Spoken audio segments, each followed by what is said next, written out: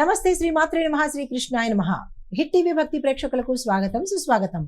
అయితే డిసెంబర్ 13, 2025 నాటి గ్రహస్థితులు ఎలా ఉన్నాయి పంచాంగం ప్రకారము, ఆ గ్రహాల యొక్క ఫలితాలు ప్రభావాలు ఈ 12 రాశుల మీద ఎలా ఉండబోతోంది అనే అంశంలో ముందుగా గ్రహస్థితులు చూసినట్టయితే సూర్యుడు వృశ్చికంలోను, చంద్రుడు కర్కాటకంలో, నక్షత్రము పునర్వసు మీద ఉన్నాడు. కుజుడు మిథున రాశిలోను, బుధుడు వక్రంగా ధనస్సు రాశిలోను, గురుడు కూడా వక్రంగా మిథున రాశిలోను, శుక్రుడు తులాలోను, శని భగవానుడు మీనరాశిలోను, రాహువు మీనరాశిలోను, కేతువు కన్యా రాశిలోను సంచారం చేస్తున్నారు.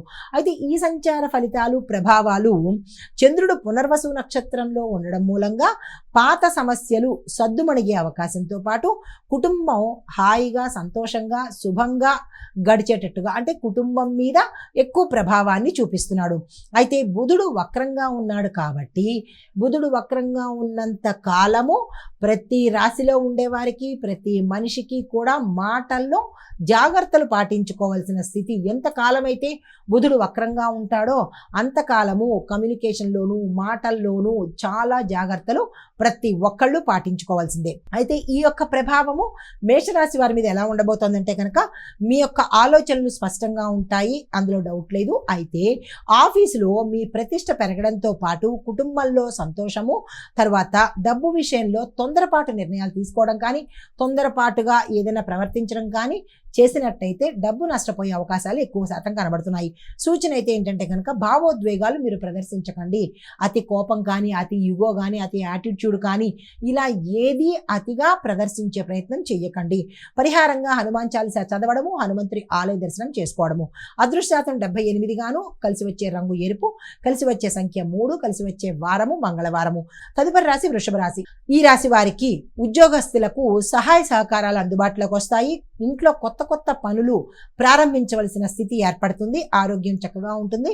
ఖర్చులు మాత్రము పెరిగే అవకాశం కనబడుతోంది. అది ఆరోగ్యరీత్యా కావచ్చు, కుటుంబరీత్యా కావచ్చు, లేదా అనవసరమైన ఖర్చులు కూడా వచ్చే అవకాశం కనబడుతోంది.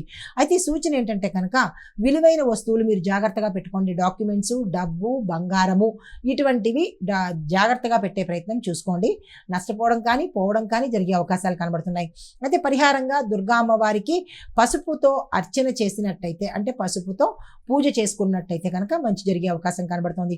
అదృష్టశాతం 74 గాను, తెలుపు రంగు కలిసి వస్తుంది. కలిసి వచ్చే సంఖ్య 6, కలిసి వచ్చే రోజు శుక్రవారము. తదుపరి రాశి మిథున రాశి. ఈ రాశి వారికి కుజ గురు సంయోగం వల్ల మీలో విపరీతమైన శక్తి పెరిగే అవకాశం కనబడుతోంది. అయితే కొత్త పనుల మీద దృష్టి పెట్టేందుకు ప్రయత్నం చేస్తారు.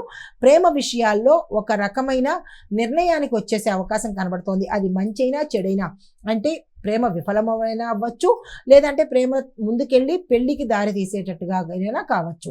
అయితే ఈ సూచన ఏంటంటే కనుక కోపావేశాలు తగ్గించుకునే ప్రయత్నం చేయండి. పరిహారంగా శ్రీరామనామ జపాన్ని 108 సార్లు పొద్దున్నే జపించుకున్నట్టయితే ఈ రోజంతా కొంత మెరుగ్గా ఉండేందుకు అవకాశాలు ఉన్నాయి. అదృష్టశాతం 80, కలిసి వచ్చే రంగు ఆకాశ నీలము, కలిసి వచ్చే సంఖ్య 1, కలిసి వచ్చే వారము బుధవారము.